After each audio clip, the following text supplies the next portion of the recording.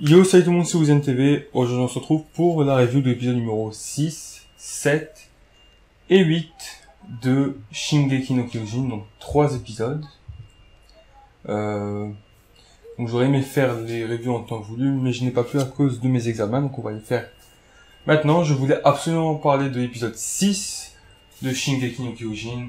Ah, ça me démangeait à l'époque, mais bon, j'en parle maintenant, donc un peu tard, mais bon. Mieux vaut tard que jamais, comme on dit. Donc épisode 6 déjà, on va commencer par l'épisode 6. Alors, je vais surtout parler de ce qui a marqué tout le monde. Tout simplement que le Chōgata Kyojin et le Titan Cuirassé sont respectivement Bertotto et Reiner. Alors c'était prévisible, donc ma théorie fut validée, même si bon, j'ai fait deux épisodes avant qu'on le découvre. Mais bon, à cause du chef Otaku, je savais qu'on n'allait pas avoir la révélation. Bon, je savais qu'il parlait de cette révélation, je m'en doutais un peu.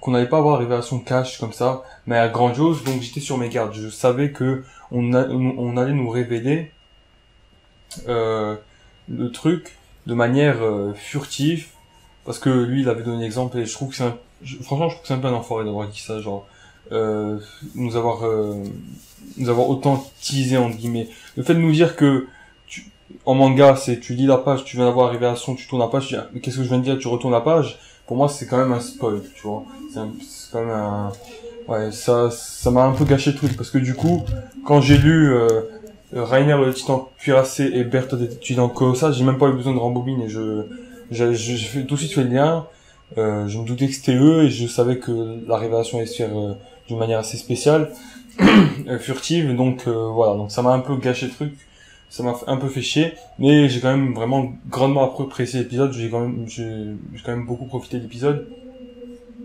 Il y a eu la scène finale, donc j'ai l'impression que ouais, c'est un épisode où le rythme était assez lent, mais l'action entre guillemets concentrée dans un même endroit, donc au-dessus du mur là, mais il y a du bruit. Mais voilà, c'était un épisode excellent, et il y a des trucs qui m'ont marqué un peu au début, quand Bertholdt fait bon, je sais plus ce qu'il dit exactement.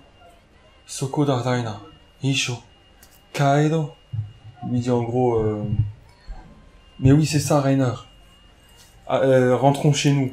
On y est presque et tout, avec ses yeux de gentil. Après, il va se transformer en titan colossal et que ce serait un gros fils de pute. Ça, j'ai pas trop compris le lien avec ce que disait Hélène. Parce que, en fait, ils ont tité au moment où Hélène leur a dit, ouais, si vous, je sais pas quoi, vous pourrez jamais rentrer chez vous, je sais pas quoi, bref, je me souviens plus.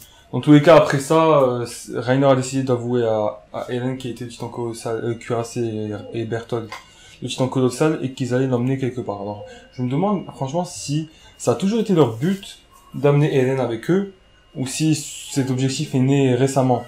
Est-ce que quand ils se sont enrôlés avec Annie, dans l'armée, est-ce que c'était leur but premier de prendre Hélène, et pourquoi? Ça m'intrigue vraiment. Pourquoi ils veulent Hélène? Est-ce que par hasard, c'est un rapport avec son père? Il serait lié à la création des titans, un truc comme ça? Je ne sais pas. J'ai hâte de revoir son père d'ailleurs. Je pense pas qu'il soit mort. Mais voilà, je me demande vraiment pourquoi. Est-ce qu'ils connaissent son père? Ouais, est-ce que Reiner et Bertholdt connaissent le père de Hélène? Mais en même temps, ouais, c'est bizarre. Ils ont attaqué. Est-ce qu'ils auraient attaqué Shigansina, ou je sais plus comment s'appelle le district, là où se trouve Hélène et sa mère, en sachant que Hélène était là? Enfin, c'est vrai que quand ils l'ont attaqué, le père de Hélène n'était pas là. Donc est-ce qu'ils avaient cette information, ils en ont profité pour attaquer, parce qu'ils ne veulent pas tuer justement le père de Hélène, ou comment ça se passe? Ils veulent le retrouver? Je sais pas. Au contraire, est-ce qu'ils veulent vraiment, ils veulent le tuer, ils veulent que Hélène le mène à eux? Alors je pense qu'ils savent que Hélène ne sait pas où est son père. Voilà, beaucoup trop de questions. En tous les cas, j'ai adoré la scène où Reiner, d'ailleurs, je me disais, putain, Reiner, est-ce qu'il peut contrôler son pouvoir de régénération ou quoi? Parce que il s'est fait croquer le bras, et il se régénérait pas. Je me dis, putain, c'est bizarre. Si c'est vraiment lui, le titan cuirassé, comme je le pensais, comment ça se fait qu'il se régénère pas? Il peut contrôler la régénération. Et même Yumido, après, il se régénérait pas. Je me disais, tiens, mais bizarre, pourquoi il se régénère pas en forme humaine? Alors, ça veut dire que quand tu es trop faible, tu peux pas te régénérer.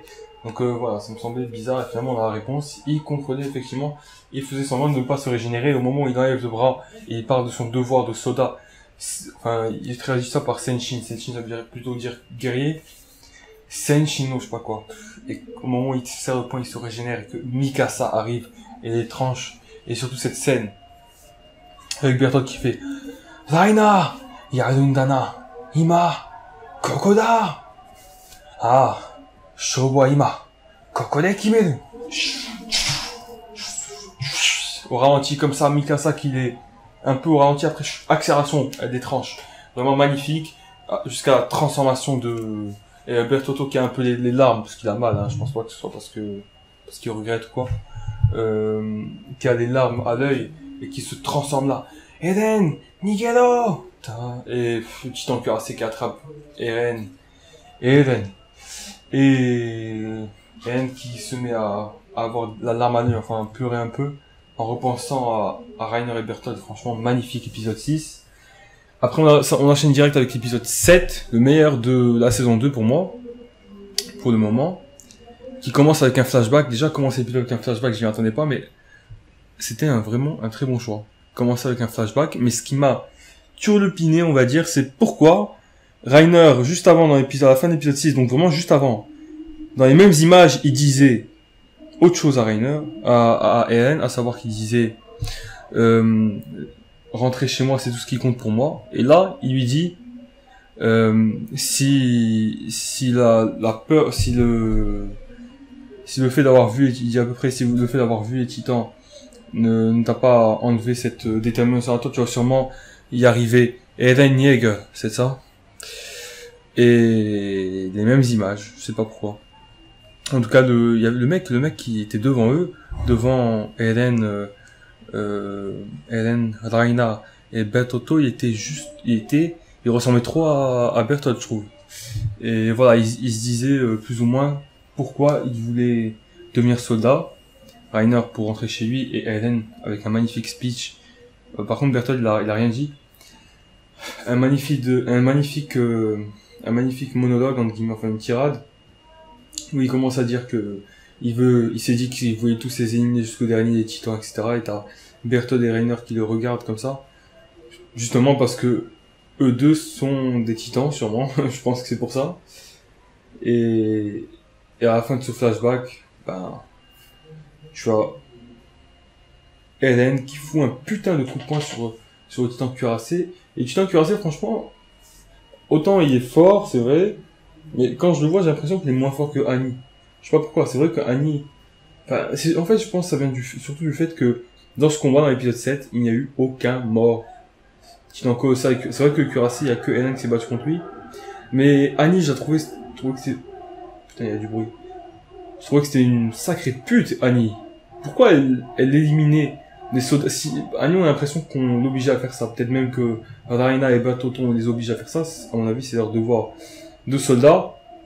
D'ailleurs, je pense que Reina s'est pas mal attachée à Eren et Connie, etc. Et c'est pour ça que dans un épisode, le 6, le 5, je crois, ou le 4 ou le 5, non, le 4.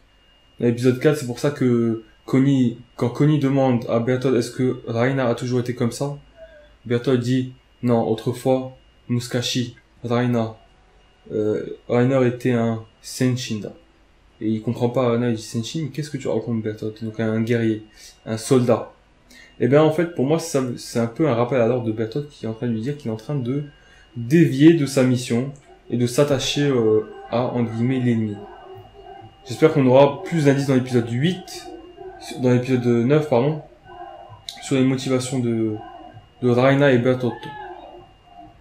En tous les cas, Bertolt en Chogata Kyojin, on dirait qu'il a aucune pitié. Putain, c'est un enculé quand il est en normal, il a l'air gentil et tout, il est gentil on dirait.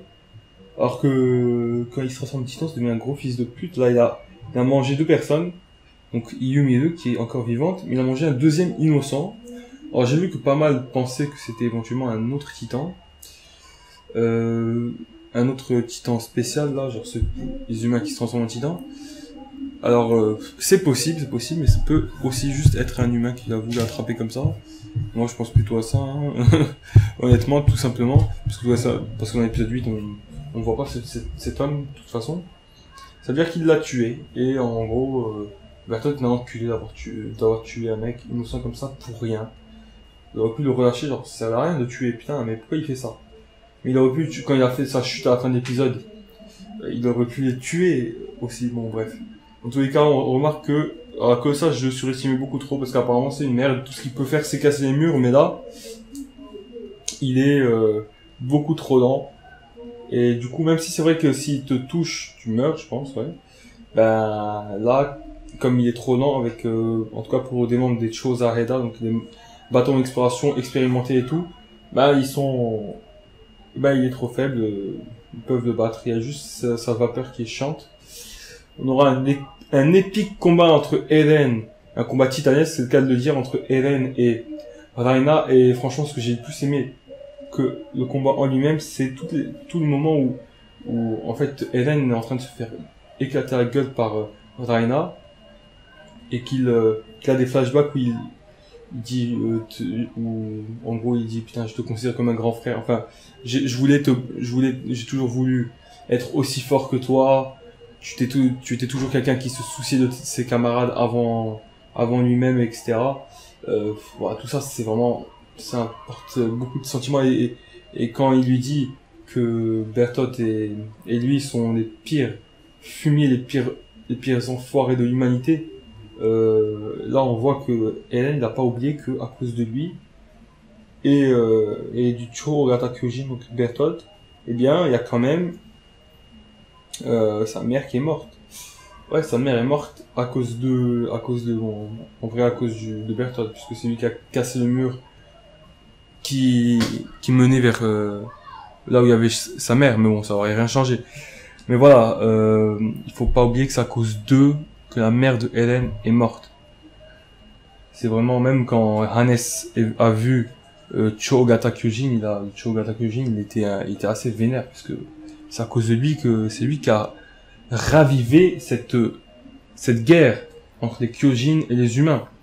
De base, tout ce qu'il y avait, c'est les bataillons d'exploration qui cherchent à connaître la véritable identité des titans en allant hors des murs, en les affrontant.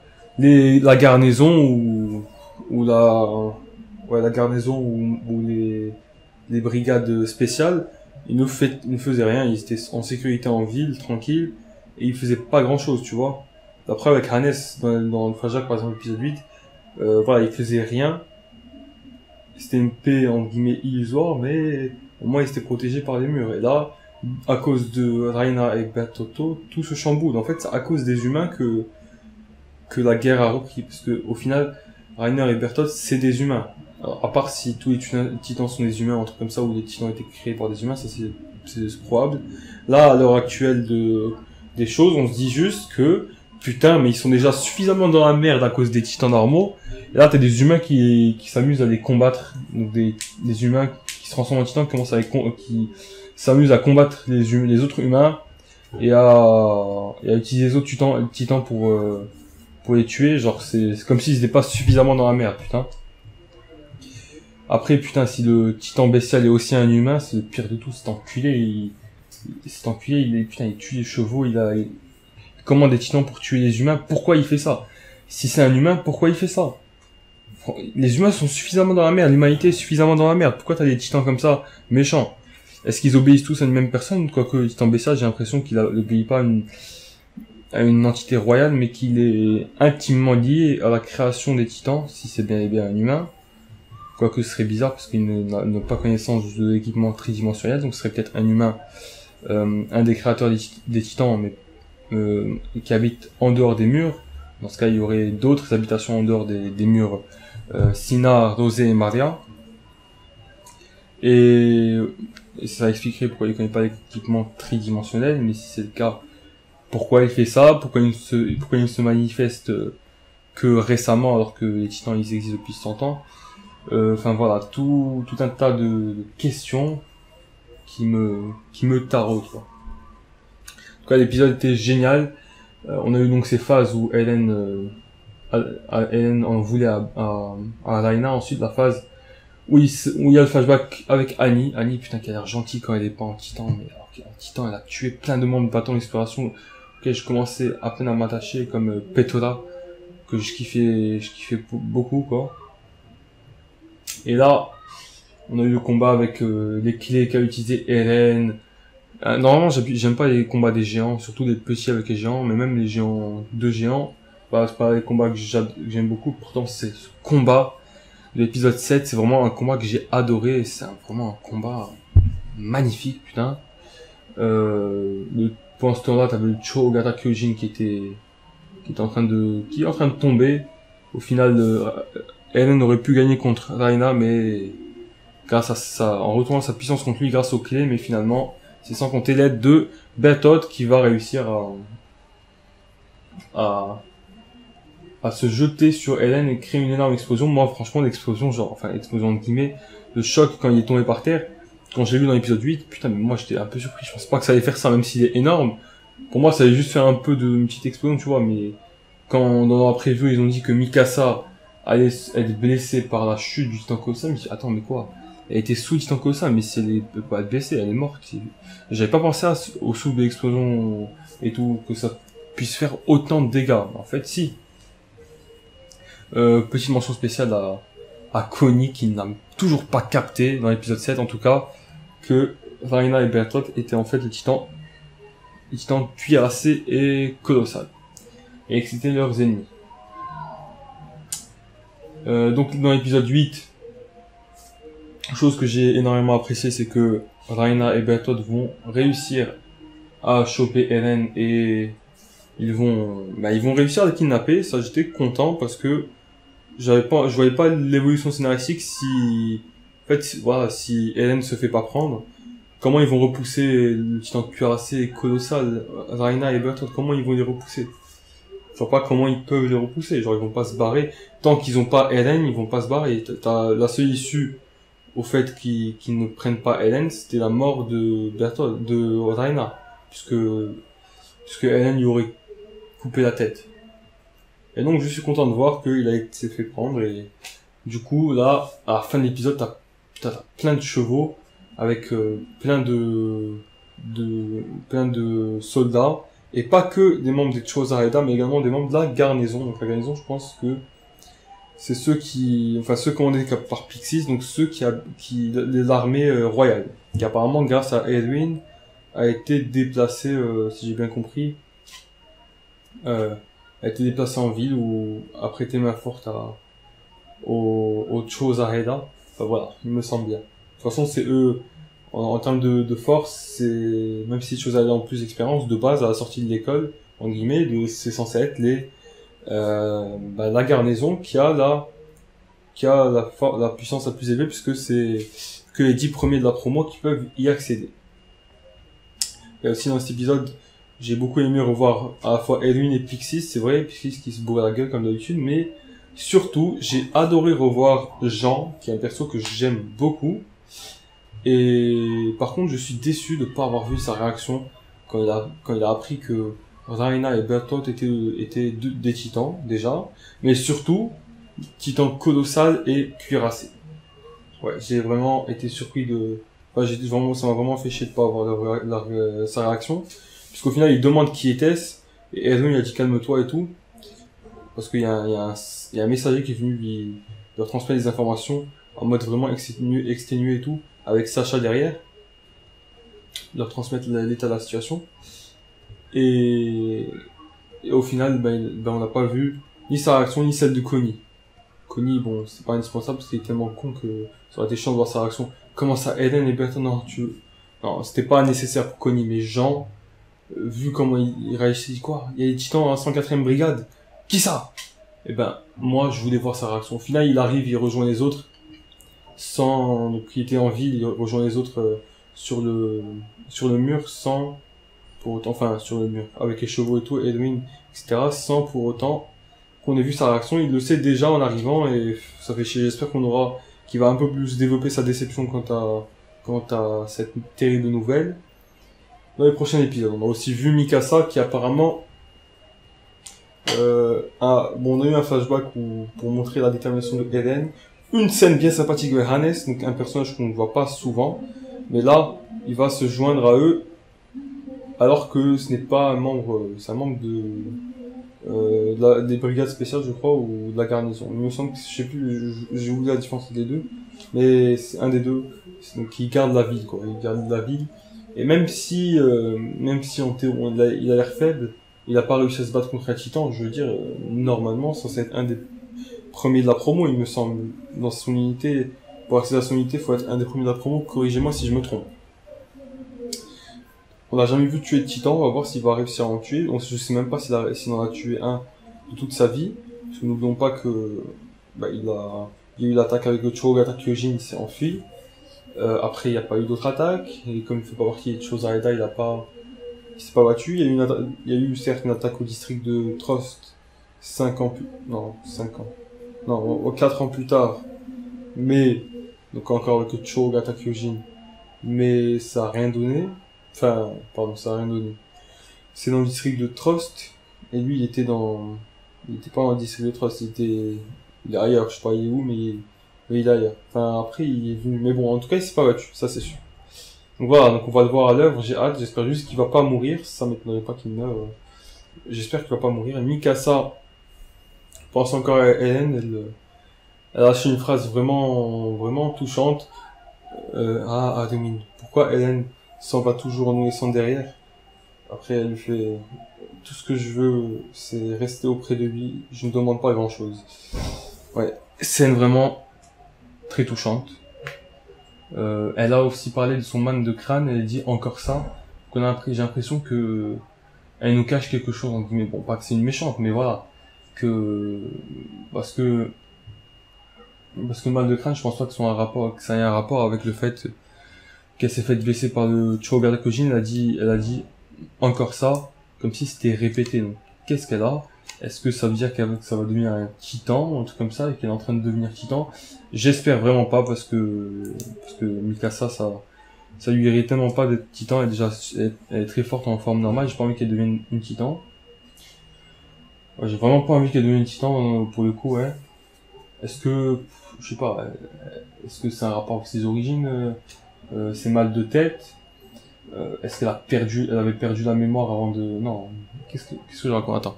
Quand elle a été recueillie, entre guillemets, par Hélène qui a tué ses ravisseurs, ou je sais pas quoi, à cause du traumatisme, elle a oublié son passé, et là, du coup, elle a des mal de tête, des maux de tête, elle aura des flashs de son passé. Bon, je sais pas, vraiment, je sais pas. On verra bien. En tout cas, j'ai hâte d'être samedi pour l'épisode numéro, 9. Il reste que 4 épisodes, c'est un peu chiant. J'espère qu'on va pas attendre un an, qu'on va pas attendre plus d'un an pour la saison 3. Voilà, j'ai hâte des prochains épisodes. Cette saison est vraiment magnifique. Sur ce, je vous laisse, je vous dis Jana.